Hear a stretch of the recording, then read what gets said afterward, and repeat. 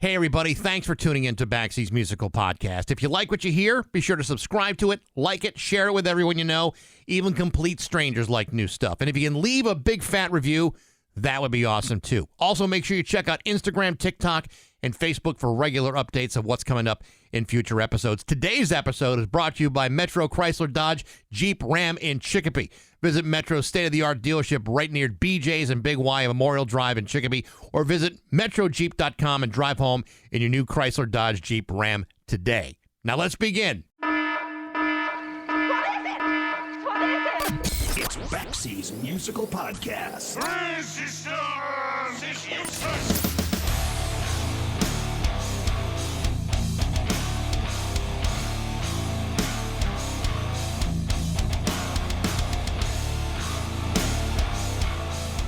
Let me tell you about the worst thing that's ever happened to music. No, it wasn't Napster. It wasn't AI. It wasn't the fine print from the Columbia House Record and Tape Club. It wasn't even the day that MTV decided to check out of the music business. It was the day that someone decided that music needed rules. It was the day when someone decided that things can only be one way, and that only a certain kind of person can play a certain kind of music, and that to cross-pollinate between genres and cultures is somehow a bad thing. It's not. In fact, great music is great music regardless of rules or where it comes from. For example, we have a tendency to segregate music based upon unfounded notions of race and culture, as if it would be wrong to have both Metallica and Marvin Gaye in the same record collection. These so-called rules come from this false notion that only good music is the stuff that you listen to, not the stuff that someone else listens to. The truth is that music is often about the individual making it, and that the best music usually reflects how that person sees the world, themselves, and their environment. My guest today is LaFreniere from the band Bluphoria. Bluphoria is a band that was formed by a couple of students at the University of Oregon. Their debut album is a blend of blues, alternative, and psychedelic rock. It was released to exceptional reviews. It's a multicultural band that isn't particularly interested in what you think they should be playing. This is simply a band that plays what they love, and the record totally captures that. Again, who needs rules? Who's in charge here? When it comes to Bluphoria, the band is the one calling the shots, which is really the way it should be. This is my conversation with LaFreniere from Bluphoria on Baxie's Musical Podcast.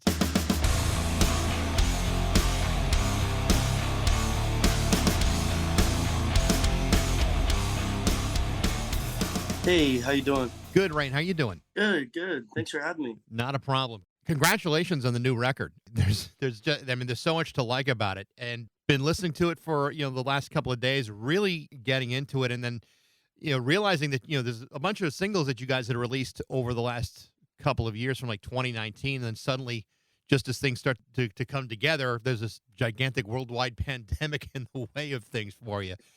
That seemed to kind of solidify a direction for you guys. Tell me a little bit about that. Yeah, no, as horrible as the pandemic was, it was a good reset for us. We were able to sit down and actually focus on our music and focus on the kind of music we wanted to make, the kind of people we wanted to be.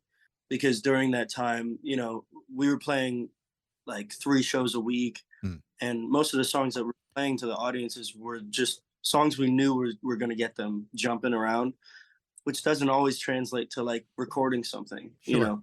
And when we were able to, at first we thought it was just going to be 2 weeks, like everyone was telling us, and then and then when we finally realized, oh, we're going to be sitting and just, we're not going to see a crowd for the foreseeable future, Sure. That's when we focus on, making music that we like and that can impact people, whether they're in an audience or at home. You guys, you all met at the University of Oregon in Eugene, which is a city not necessarily known for a great deal of diversity, but there you are. Tell me about that, and how did you guys find each other in Eugene, Oregon? Yeah, it was honestly quite coincidental. I met Dakota first off because Eugene's not known for its, diversity necessarily. So I was at this house show, and I saw him walk in, he saw me, and he goes, "Hey, another black guy." And we we met up, we got talking, and he told me he played guitar, and we set up a jam pretty soon after. And we had like a three-piece going with a buddy of ours that was on drums. And Rex actually showed up to one of our shows. We have like a picture of him just gawking at like me playing behind my back or something. And like the next 2 days, he was in the band too. I desperately needed a bassist, so I was bored in French class, and I just saw his name pop up, and it just said musician. And I was like praying. I was like, please, please, please. I hope he plays bass. I click on his account, and it's all these like Instagram filtered pictures of basses on his bed and stuff. And I was like, okay, this is my guy right here. But you found each other, and my understanding of how this goes is it actually goes pretty quickly. That you guys got the attention of Edge Out Records fairly early on. Tell me a little bit about that process. How did they hear about you, and how did that signing go? It was very bizarre because I had multiple run-ins with Universal while I was out in Oregon, just playing house shows out there, and then I did an event where they were hosting big college events. Little Yachty was playing at our school, and we had to get a bunch of votes to open for him. So I was doing that, and then I got in contact with Edge Out probably a few months before I actually met Dakota and them, because I pretty much had a jam band that I was doing, and they saw all the videos of me playing behind my back and with my teeth, um, and so we just had a lot of communication. And they were telling me, if you put a band together that's with it to do this, just let us know, and we'll sign you when you're ready. So we had a lot of correspondence, and that's kind of why COVID helped a lot, is because it allowed us to like sit and focus on like, how do we become more professional? How do we focus this into like a business and like get their attention, do better on social media and all that. It probably benefited the record company too, just to to take the time Yeah, to kind of nurture a new talent, or something they have a good deal of respect for, and potential. I mean, I'm sure it helped everybody. they got to know there's low risk for them just to give us tips and watch us grow. And then it was great for us because we didn't have any like necessarily any like strong ties, but we got to learn from them, Yeah. so it was a good deal. You guys moved from Eugene and are now stationed in Nashville, which, if you're going to be stationed anywhere, Music City is probably the place to go. Tell me about that transition, though. I mean, that's a pretty abrupt change from going from one end of the country to now someplace like Nashville, where there's a lot of eyes on you all the time. Yeah, it became apparent after a few years in Oregon that we needed to move to like a bigger pond per se. And those options for me was either LA or Nashville. And I'm a Californian, so I already knew I didn't want to live in LA. I like that city's cool. It's too big for me, you know what I mean? Right. So we elected Nashville. We recorded our album out there, and that's partially what helped us make that decision, because I didn't know anything about Tennessee really until going there to record. And it was a cool city. There was like everybody was super nice and collaborative. Like everyone wants to work together out there, and that's kind of what moved the dial for us. And on top of the fact that Nashville's surrounded like within like 3 or 4 hours by multiple major cities. Sure. Just sense from like a touring perspective too, to like have that as a home base. Because in the West Coast, you start a tour, you're gonna have to drive 8 to 9 hours to the closest city sometimes. So it really was more about fuel economy than anything else. Yeah. So I was scrolling around on YouTube over the weekend, and I came across this thing you did back in 2018. It was a TED Talk, and the title of it was "Music is Identity," and I thought it was really interesting, and for a couple of reasons. The first of which is how you came to this understanding about the process of letting music come to you in terms of songwriting, as opposed to you chasing after it.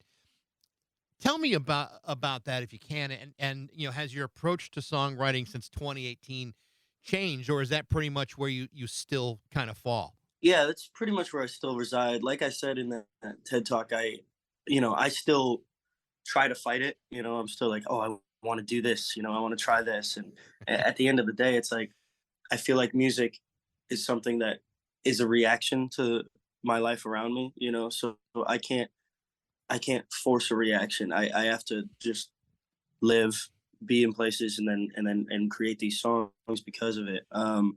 And That's kind of what I was struggling with a lot at 18.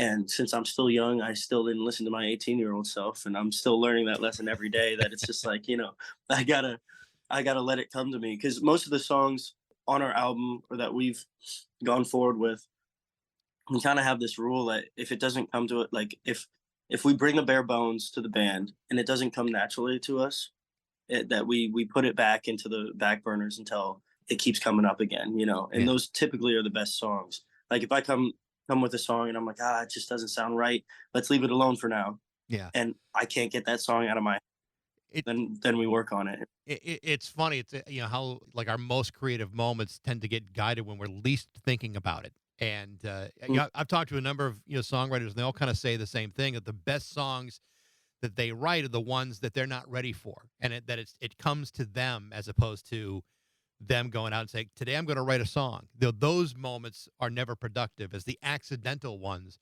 that are productive, and it seems to be somewhat of a blessing and a curse at the same time. I don't know if you feel the same way, but a lot of other songwriters do. It definitely is, because sometimes when I'm like, I'm like, I'm already ready to write a new album. Let me just do that. And I'm like, no, can't rush into it. Gotta, gotta let it come to me. But I do have a lot of songs that I feel were album ready that are in my catalog. I'm just waiting to release them. And so, because I had such a long correspondence with Edge Out before releasing this album, it's allowed me to get a little bit of a treasure chest of Sure. of songs and ideas. So, so I can relax and let the new ones come to me. The other part of the TED Talk, which I also thought was really interesting, and I don't know if people really talk enough about this, but I think it's kind of important how we allow perceptions and stereotypes to kind of dictate what we're supposed to listen to and what we're not supposed to listen to, and there's a resistance that sometimes comes along with that, especially when we're kind of focusing on the things that we're the most passionate about, and that's not only about the music that you make, but it's also sometimes about the music that people expect you to make. Because to me, like the worst thing you could do for any form of expression is to place a lot of rules and restrictions upon it, and for someone who has felt that kind of hesitation and pushback, that's got to be kind of frustrating to do what you do and still face all of that at the same time. Yeah, yeah. It definitely is a struggle, and I feel like there's a lot of people that look like me and feel like me around this country who I when I was young, I really wanted to make R&B. I really wanted to make rap music, and it's just like that's not what comes naturally to me. And I was raised on a very eclectic music taste around my house, and like 90s hip hop to CCR to Lauren Hill, and at the end of the day, it's an injustice to myself, and I'd say it's an injustice to anybody who like feels as though they need to do a certain type of expression. Sure. It's it should be 100% you. It shouldn't feel wrong, and yeah, I did I answer your question? I No, believe. I think you did, and I think what's important to note about it is there's been a lot of, for lack of a better phrase, a lot of crossover artists who have kind of faced the same thing. Sly Stone, Gary Clark Jr., Lenny Kravitz, Fishbone, Bad Brains, Hendrix, Living Color.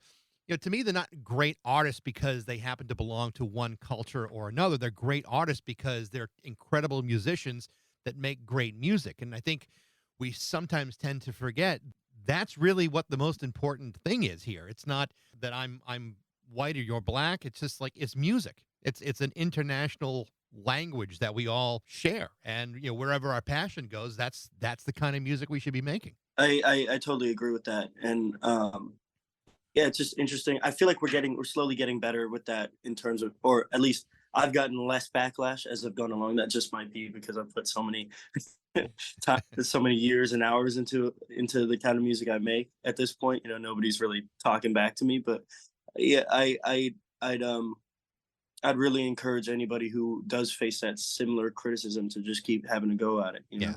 Because if that's the music you make, then there's a reason you make it, and good things will come of it if you continue to do that.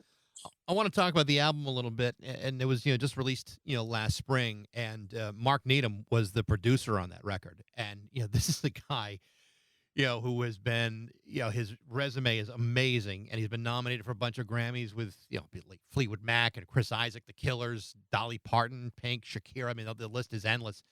Tell me about working with a guy like that on your very first record. That had to be unbelievable. It was definitely mind blowing.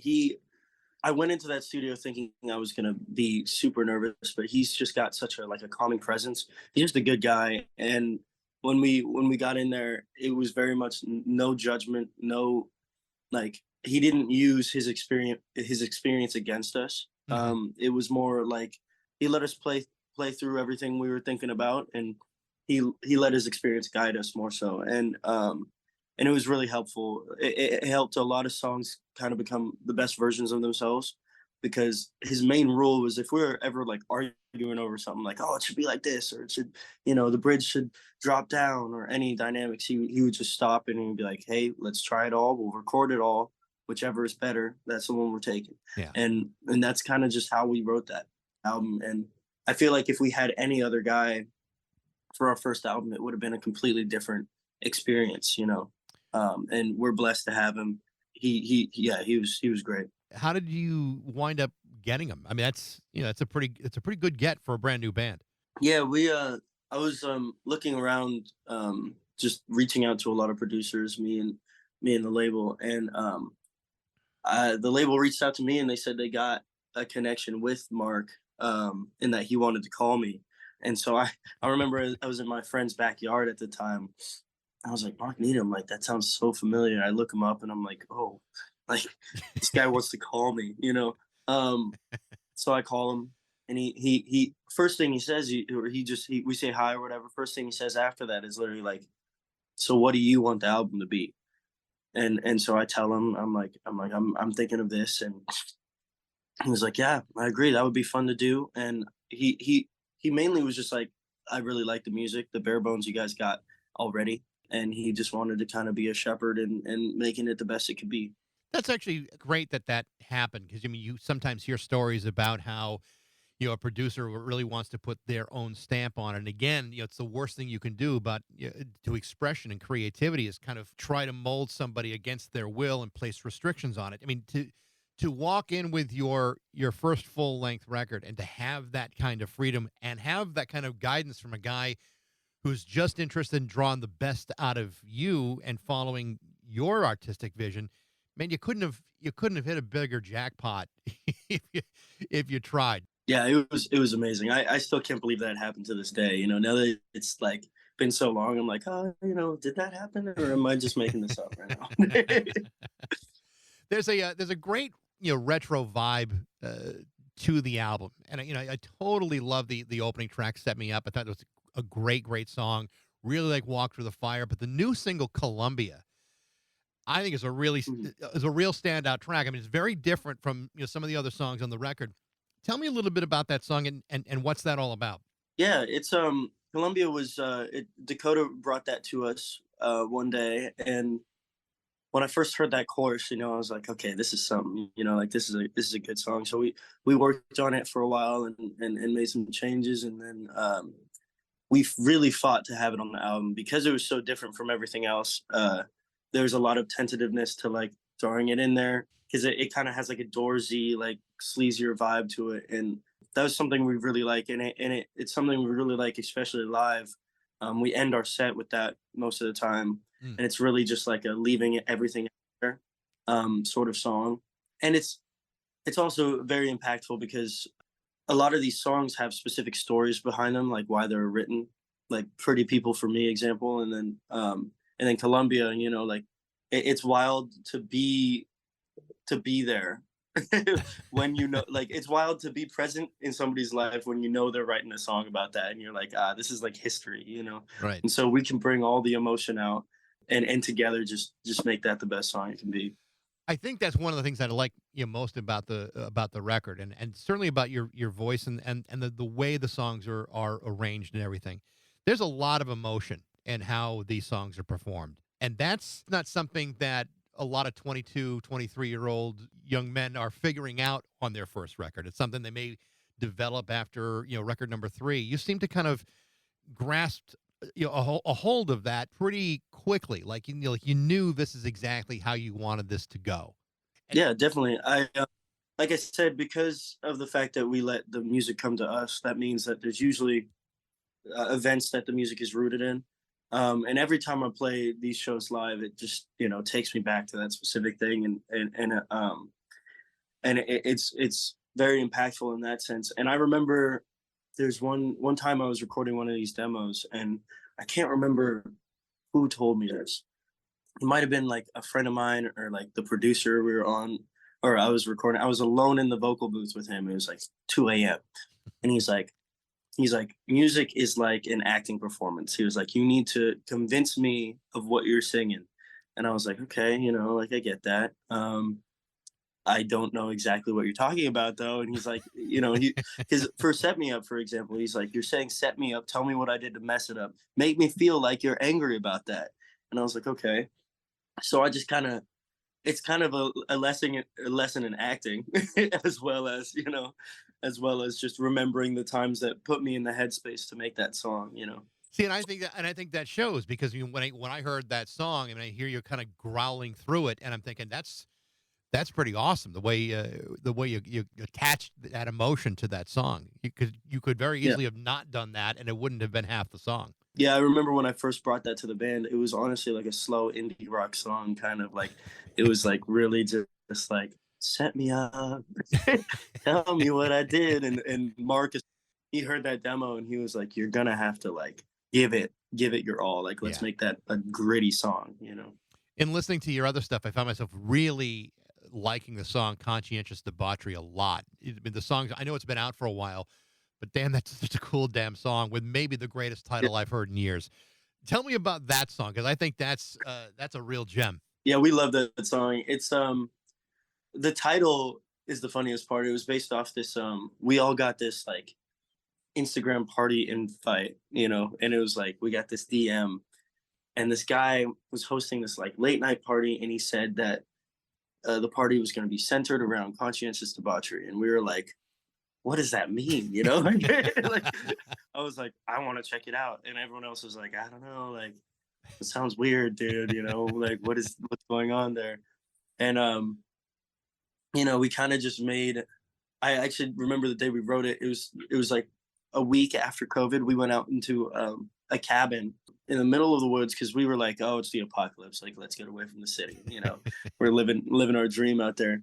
I go out to the grocery store because I heard Dakota teaching the band like this song he had, and it was straight time punk and the same chords as conscientious debauchery. But when I got back, they were playing it for me, just the chords of it, and that little like that riff he had, and I was like, hold on. I'm like, let's cut that. Like, give it Benny and the Jets a little bit, like make it bounce. And then they start doing that. Dakota's looking around like, like what is this? Like, this isn't the song I just brought. And I was like, hold on. I start singing, those lyrics over. We wrote that song in probably like 30 minutes when I returned. And it was like, I literally told him, I was like, let's just think about that party that we got invited to, and let's make a song about it. The favorite for everybody. We all love that song. It's a great song. You've been on tour for the last for a little bit. Tell me about playing live and touring with all this new material in a debut album. Does that make it difficult to come across to an audience, or are they understanding of it and really getting into it? Yeah, I always feel after like, I don't even know how many shows we've done now, like 15 or something like that. That like, there's got to be a show where I'm not entirely there. Because like the show, I'll be about to go on stage and I'm tired. I'm like, I can't give it my all tonight. But the songs require that. Like the bare minimum. We start off with Set Me Up pretty much, and it requires that full energy into it. And I feel like it translates every night. We try to bring it every night, and people seem to respond to that positively. So yeah, I'm still waiting for the show where I sing my soft indie ballad version of "Set Me Up." Since I'm so tired, but it hasn't come yet. Yeah, but I mean, the songs kind of lend themselves now. When it's almost impossible to even imagine you doing anything less than that 100%. Emotionally when you're singing that song, the material certainly must help you at least a little bit. It definitely does. I definitely next time we write an album, I should chill out a little bit.